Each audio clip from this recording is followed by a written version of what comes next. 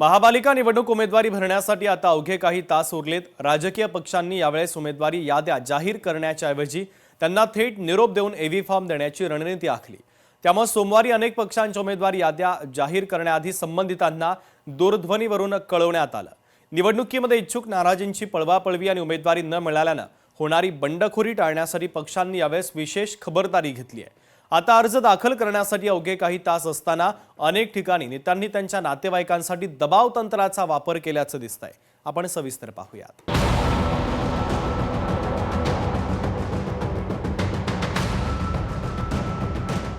नातेवाईकांच्या उमेदवारीसाठी नेत्यांचं लॉबिंग, अनेक ठिकाणी घरातच उमेदवारी, नातेवाईकांच्या उमेदवारीसाठी नेत्यांचे दबाव तंत्र, सर्वच पक्षांना घराणेशाहीचा शाप। राजकारणातील घराणेशाहीच्या विरोधात सातत्याने भारतीय जनता पक्षाने आवाज उठवला।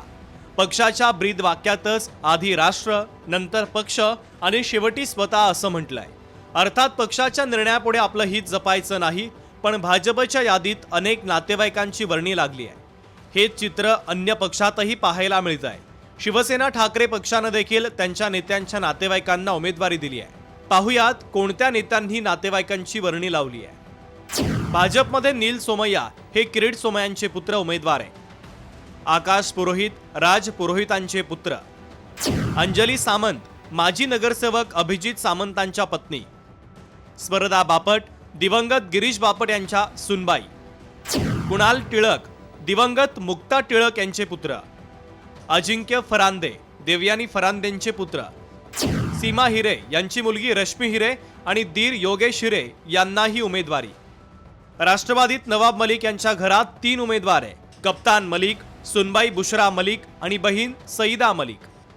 शिवसेनेमध्ये अंकित प्रभू सुनील प्रभूंचे पुत्र, गीतेश राऊत माजी खासदार नेते विनायक राऊतांचे पुत्र, हरीश आसरी शिवसेनेचे नेते दिवंगत श्रीकांत सरमळकर यांचे जावई, मकरंद नार्वेकर विधानसभा अध्यक्ष राहुल नार्वेकरांचे भाऊ, हर्षिता नार्वेकर राहुल नार्वेकरांच्या वहिनी, निशिकांत शिंदे सुनील शिंदेंचे बंधू, सुप्रदा फातर्पेकर प्रकाश फातर्पेकरांच्या कन्या, रोहिदास लोखंडे नगरसेविका सुरेखा लोखंडेंचे पती।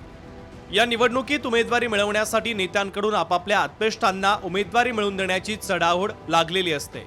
यात सामान्य कार्यकर्ता हा वर्षानुवर्ष केवळ कार्यकर्ताच राहतो। राजकीय भाषेत बोलायचं तर हा उपेक्षित कार्यकर्ता केवळ सतरंजी उचलण्यासाठी असतो, असा प्रश्न या निमित्तानं समोर आलाय। ब्युरो रिपोर्ट, लोकशाही मराठी, मुंबई।